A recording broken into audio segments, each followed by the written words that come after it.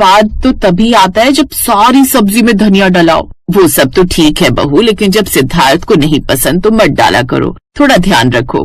अच्छा ठीक है माँ जी, तो अगली बार ध्यान रखूंगी ना। अब आज एडजस्ट कर लीजिए। फिर अगले दिन, काव्या बहू, तेरी बुआ सास आ रही है तुझसे मिलने और साथ ही तेरे हाथों की रसोई चखने। वो क्या है ना, उन्हें भी तुम्हारे हाथ का खाना खाना है। खानदान में जब कोई नई बहू आती है तब वो उनके हाथों का खाना जरूर चखती है।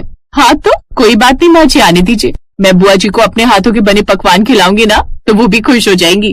अरे वाह, ये हुई ना बात। अब काव्या रसोई में गई और तरह तरह के पकवान बनाने की तैयारी में जुट गई। कुछ देर बाद, वाह वाह काव्या, क्या स्वाद है तेरे हाथों में, कितना लाजवाब खाना बनाती है तू। इस सब्जी की महक से ही बुआ खुश हो जाएंगी, लेकिन फिर भी ना जाने क्यों कहीं ना कहीं थोड़ी सी कमी तो लग रही है खाने में। आखिर किसकी कमी है? हाँ, धनिया, मेरा प्यारा धनिया। लेकिन माँ जी तो धनिया अब लाती ही नहीं है। कुछ देर बाद बुआ सास भी घर आ गई। काव्या ने उनके पांव छुए, फिर पानी पीने को दिया और उसके बाद सबको खाना परोसा। सिद्धार्थ का फिर से धनिया वाली सब्जी देखकर दिमाग खराब हो गया, लेकिन सामने बुआ जी बैठी थी, इसलिए कुछ बोल नहीं पाया और चुपचाप खाना खा लिया। ऐसे ही दिन बीते। फिर एक दिन सिद्धार्थ ऑफिस से बहुत थका हुआ आया।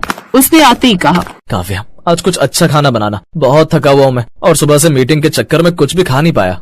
ठीक है, आप फ्रेश हो जाइए, मैं तब तक खाना बना देती हूँ। काव्या किचन में गई और उसने बड़े प्यार से मटर पनीर बनाया। फिर सिद्धार्थ ने जैसे ही पहला कौर खाया, वो गुस्से से खड़ा हो गया। बस अब और नहीं। क्या हुआ? फिर से धनिया, मैंने कितनी बार कहा है मुझे पसंद नहीं है।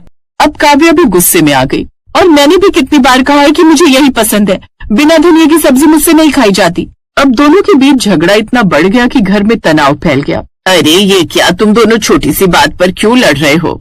माँ, ये छोटी बात नहीं है, ये मेरी पसंद नापसंद की बात है। और मेरी आदत की। अगर तुम मेरी पसंद का ध्यान नहीं रख सकती तो फिर यह रिश्ता कैसे चलेगा?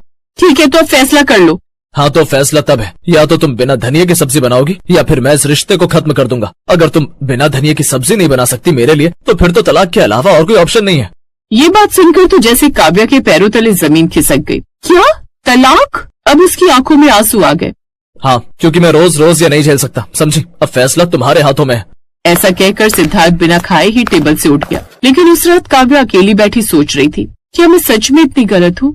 मेरी इस एक जिद के कारण आज मेरा शादी का रिश्ता खत्म होने की कगार पर है। फिर उसने सिद्धार्थ की तरफ देखा जो आज भूखे पेट ही सो गया था। उसने काव्या से ज्यादा कुछ नहीं मांगा था तो बस उसकी पसंद का थोड़ा ध्यान रखना। लेकिन अपनी जिद के कारण वो उसकी बात सुनने को तो जैसे तैयार ही नहीं थी। अब काव्या रो पड़ी।